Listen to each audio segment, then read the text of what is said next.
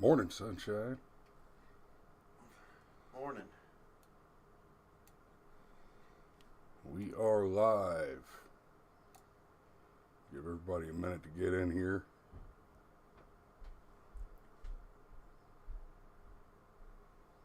There.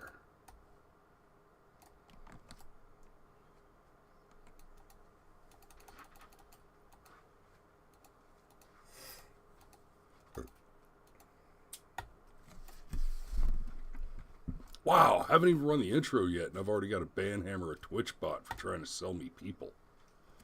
That's called slavery, Dozomo.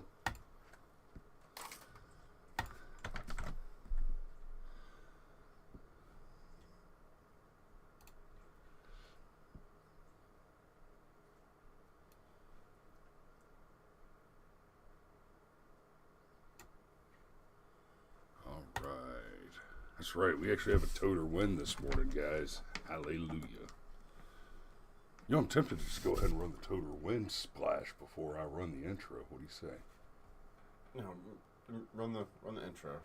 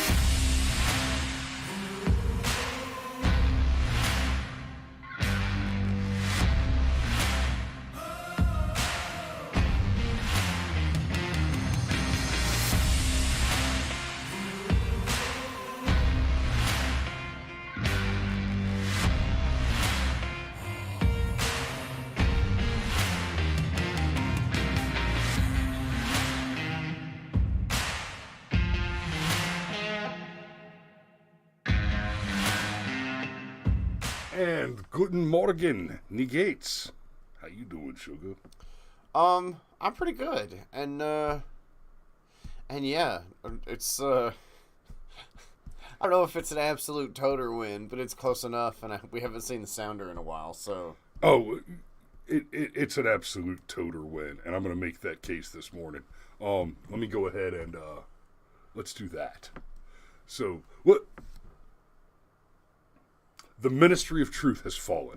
When this guy so much sack, he protect, he attack. This why no more homo erotic rocket ranches. Got it? Got it. Oh jeez.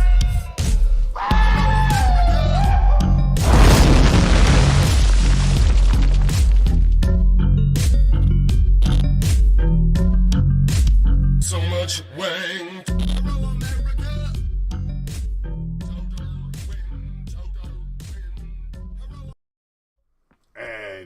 Yes. So we've talked about it. We've talked about it already. Steve says it's a win for now, but there's a Misinfo Pro male nominee coming next. We'll see. So here's what's happened. The Ministry of Truth, the Disinformation Governance Board, has been paused. And more importantly, Nina Jankowiz has resigned in disgrace. To be clear, when someone in a political position or a political appointee position resigns, not retires, not takes a promotion, but resigns, with the exception of some very obvious, like, family crisis, health condition type of stuff, it's not that she's resigned. It is that she has been invited to resign, which is to say, very politely fired. Right? You're invited to resign so that you can save face in public because the machine is not yet done with you. Yes, I'll give you 72 hours to give me your resignation letter. Yeah, let's not get it twisted. This bitch is still getting paid taxpayer dollars. But she has resigned. Now, we have it from the Swapped over. We have it from the New York Post this morning. Good riddance to the Ministry of Truth and Nina Jankowiz. And I'll stop scrolling up and down real fast like that. But I love that the New York Post is using the Ministry of Truth here instead of the official title. We've covered this before. It was a very effective attack to label the Florida Parents Education Rights Bill the Don't Say Gay bill. That is effective disinformation. But more importantly, it's effective it's effective propaganda. It's effective branding. Now, this Ministry of Truth tag, I would go so far as to say this is not misinformation. It's everything else that the Don't Say Gay bill claim was. But to call the Disinformation Governance Board the Ministry of Truth is not a mischaracterization. The Don't Say Gay bill nonsense was an absolute mischaracterization. The bill never even used the word gay, and what it prohibited was the discussion of inappropriate topics with young children.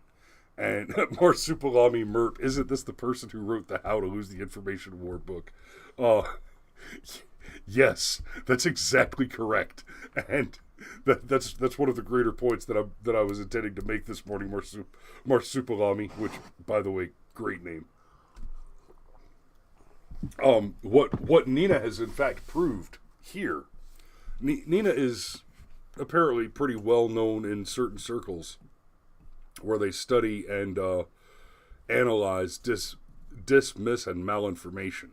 And there is a distinction between those three things. Malinformation is information which is incorrect.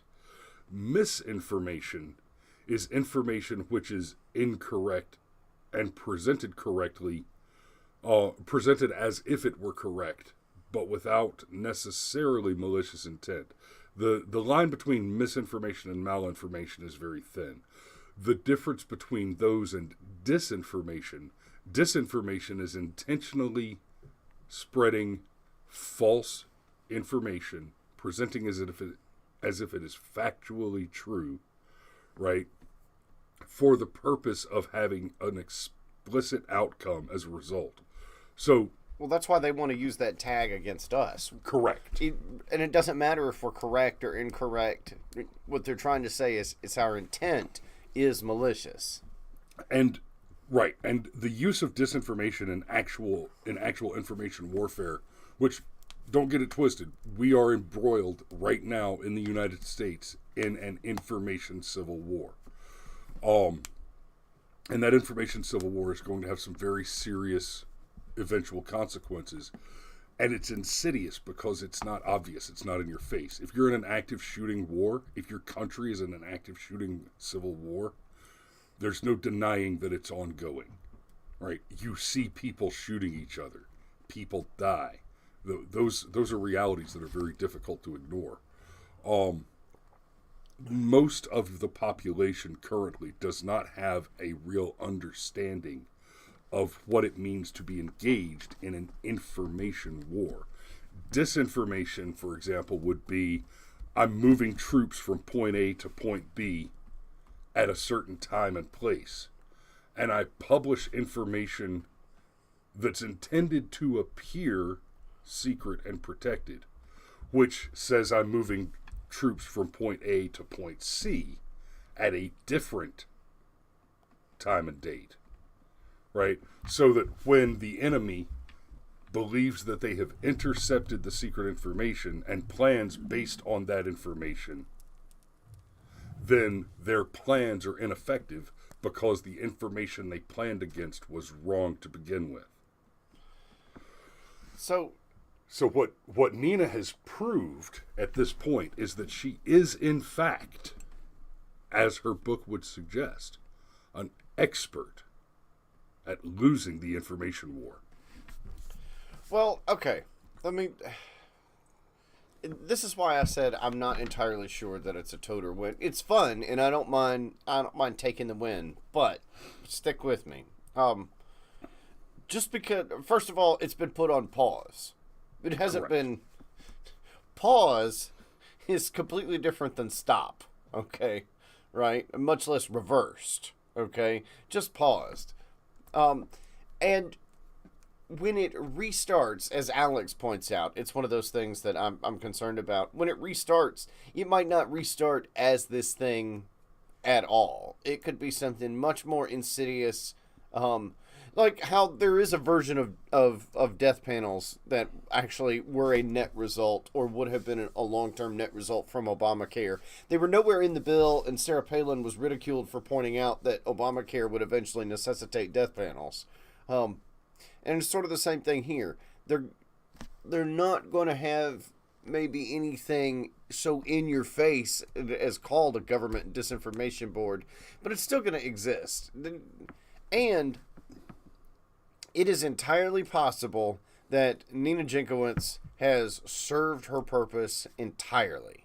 She was supposed to be this loud, bombastic figure who now, for life, at least on the left, gets to go do speaking engagements and get invited to all the cocktail parties and gets to, she will continue to be an agent of disinformation. Well, but the point is she was supposed to fail. That was her role in a very Sun Tzu Art of War sense. Like, this could, it's really easy to see that this could be a great big feint. Like, I see where you're going with that. I don't think that what we're looking at here is a feint. I think that they actually intended for her to be successful. But we have from the post-millennial, I got a couple, no. Before I get to the post-millennial, so I'm going to pull up the Internet Culture article, How the Biden Administration Let Right-Wing Attacks Derail Its Disinformation Efforts. Oh, God, this article. Are you ready? By Taylor Lorenz. Wait, I feel like we've had articles. So we have recently discussed... Wait. Libs of TikTok. Correct. Oh. This is the same woman who, basically in the same breath that she was crying about somebody harassing her online and how nobody should ever be harassed online or as a result of things that they say online, and private citizens should have their privacy respected, committed the attempted murder of the Libs of TikTok by not only doxing Libs of TikTok for her own political purposes, but in fact going door to door to the family, to the relatives of the Libs of TikTok account holder, and harassing them and doxing her relatives as well.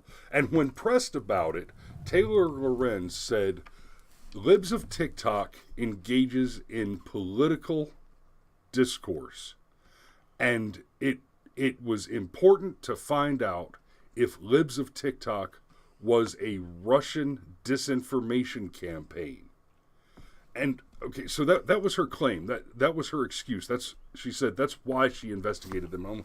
And the rest of us are sitting here and asking the question, Taylor, if you went to investigate the Libs of TikTok account because you thought it might be a Russian government disinformation activity, and then you discovered, which clearly you did, that it was not,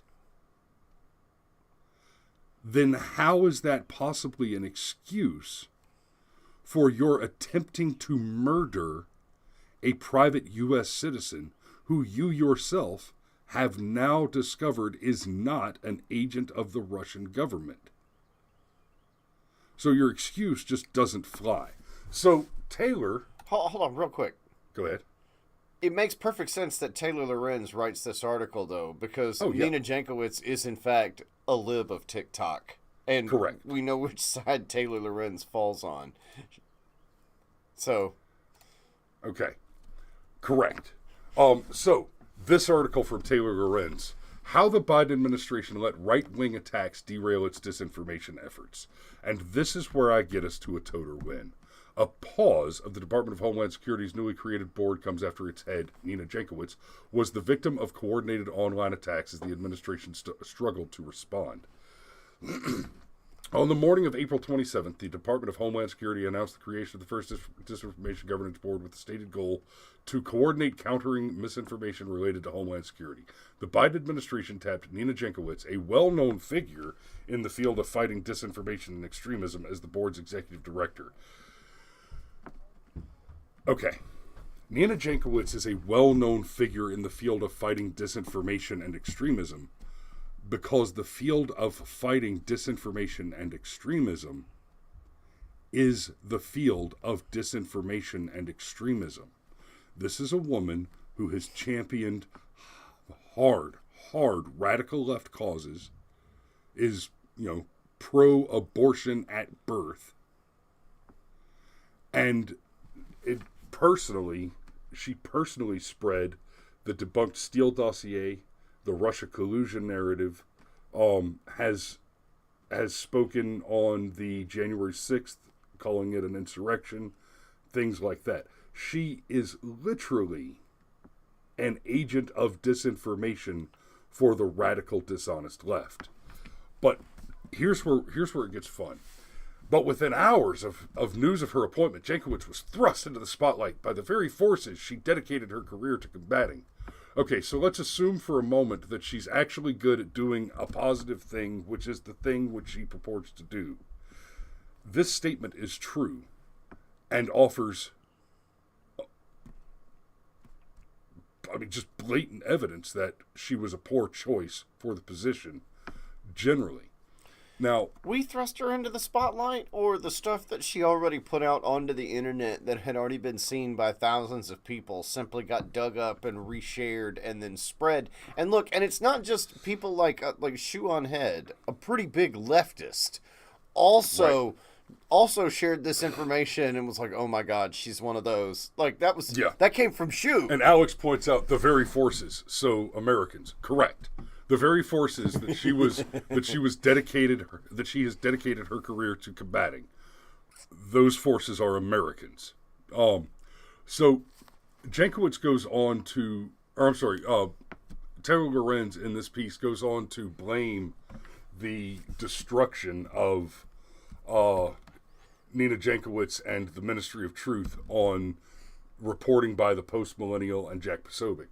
And I got to say, no, it didn't have anything to do with her imitating Mary Poppins in a creepy song. No, it had to do with, it's entirely our fault for the way we reacted to her imitating Mary Poppins in a creepy song. Right. Man, that reminds me of like the Disney saying the problem with the Star Wars movies is not the fact that the writing's bad. It's that fans like us are spoiled and can't appreciate their brilliance. We're spoiled to good writing, so we don't deserve it anymore. Just because you like chocolate chip cookies because they're superior doesn't mean that you get to be disappointed when I make chocolate chip cookies without chocolate chips in them. Right.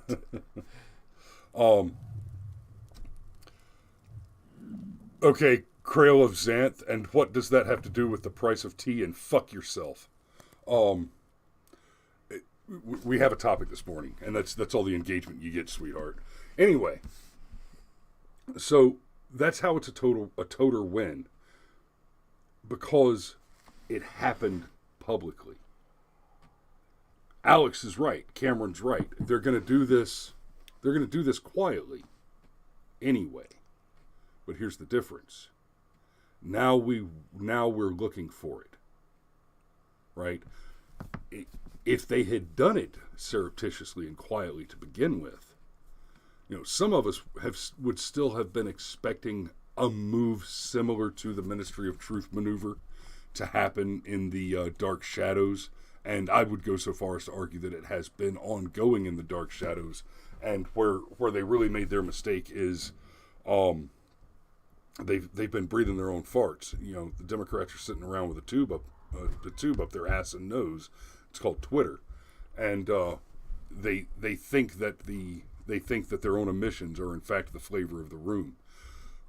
So they on that misinformation, on that malinformation, they came to the conclusion that there's general consensus on concerns about what is disinformation and what is misinformation. Or they threw her out there, almost like a thermometer.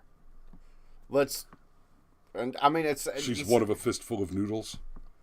I mean, look, they threw her at a wall to see if she would stick. Or they knew And she she wasn't. did not. They knew she wasn't going to stick, but they wanted to know. There's information in knowing how quickly a thing will fail and how spectacularly it fails with which rapidity. So, I mean, I don't know, man. I can't. Habeas Corpus says she's a rectal thermometer. Crail of Xanth is taken off. You have a good one. Yeah, thanks for dropping by anyway. Come back and check us out tomorrow. We'll talk about guns. Guns. But yeah, that's how I get to this being a Totar Win, because this spectacular failure, and it really is a spectacular failure, because much like CNN Plus, they tried it and it went down immediately. No, Chris, we don't have enough information to know if CNN Plus was a failure yet. You know, that's Brian Stetler actually said that, and somebody is going to make that argument, no doubt, about the Ministry of Truth. Here's the information that we have. It did fail. That's all the information you need to answer the question: was this maneuver a failed maneuver? Yes. Did it have a mission? Yes. Did it accomplish the mission? No. Is the mission ongoing? No. Well, then it has failed.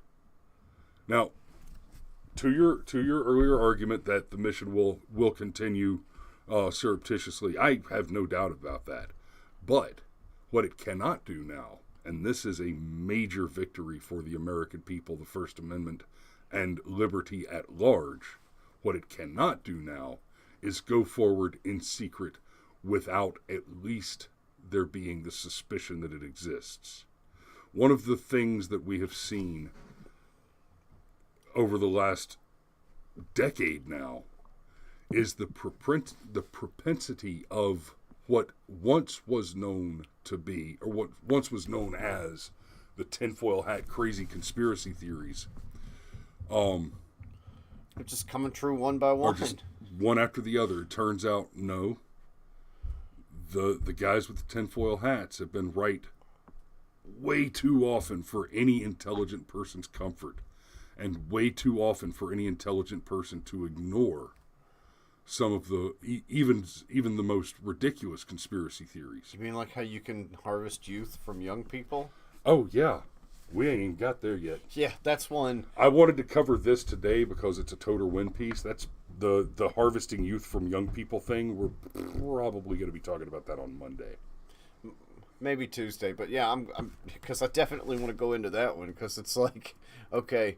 And look, speaking of things that are like disinformation, I mean, all hail the magic power of the booby. Boobies are favorite of all time. Okay. I'm actually seeing people say things like the baby shortage, the baby formula shortage. Oh, we also have a baby shortage. The baby formula shortage is what capitalism is afraid of with socialism in action. As in, it's capitalism's fault, but it's afraid this is what socialism will bring you, right? But hey, look, the president like totally signed a whole bunch of executive order. Not a whole bunch. I'm exaggerating, but the president totally did some executive action yesterday to speed up the baby formula. Anyhow, I had a point that I was going to try and tie everything together. Yeah, well, look, yes, with the disinformation and Nina Jankowiz and all that. But then I realized we were coming up on time, and I didn't want to go too far down that rabbit hole. But nonetheless, it's a piece of disinformation, so it's at least tangentially related. Yes. So we've run out of Ministries of Truth, and we've run out of baby formula. And we're running out of babies. And President Biden is trying to get both back on the menu as fast as possible. There we go. Not where I thought I was going to take it, but I took it there. Democrats putting babies back on your menu. No. Oh, yes. Oh, God. Oh, yes. Oh. Babies. Nom, nom, nom. Wow. See, I'm with That's Dave. right. I think this is one of those test balloons. Yeah, vote Democrat because babies aren't people. See, I'm with Chris. I'm not Chris. I'm with Dave. I really feel like this whole thing with Nina Jankowiz was a test balloon because it's sort of like, remember when we were kids, gay marriage was the butt of the joke? Yep. Like, even with gay people, gay marriage was the butt of the joke. And then somehow, a quarter century later, like the Supreme Court's writing an opinion that not only says that gay marriage is legal, but they're actually making a moral argument that gay marriage never should have been illegal in the first place. Remember how quick that happened just in our lifetime? Yep. I can't help but feel like this is like a giant like rope-a-dope, like pay attention to the right. Don't look at the left. It's going to be the one that knocks you on your ass. But now you've got that. Now you're paying attention. And more importantly, people who weren't paying attention before are in greater and greater numbers. Hey, before we shut this one off, we got about 30 or 40 people that watch basically every single day. And we love you. And we love you, and thank you so much for watching. I'm going to ask you guys that watch every day, do us a favor, help this thing go. Leave a comment on the actual video, not just in the live chat. I really appreciate having the live chat. The engagement in the live chat really helps the show feel like it's alive, and I think we get a better show for it. But the comments that you leave under the video and engage under the video, those help to push the video up in the algorithm. And hey, if I see 30 people watch the show, 40 people watch the show, I want to see 20 or 30 likes on the show. And yeah, we never do see that. That needs to turn into, that eventually with y'all helping that tiny little bit, cost you nothing, to help us build this content for free, further and broader. You don't have to watch it twice, Steve. You just have to comment on it. Yeah, shithead. So make sure you hit that thumbs up button and leave a comment down there. And we will see you guys tomorrow for Firearms Friday. Guns. Y'all be safe out there. Totar Win. Totar Win. Totar Win. Totar Win. Totar Win. I don't give a rat's ass what the hell you think.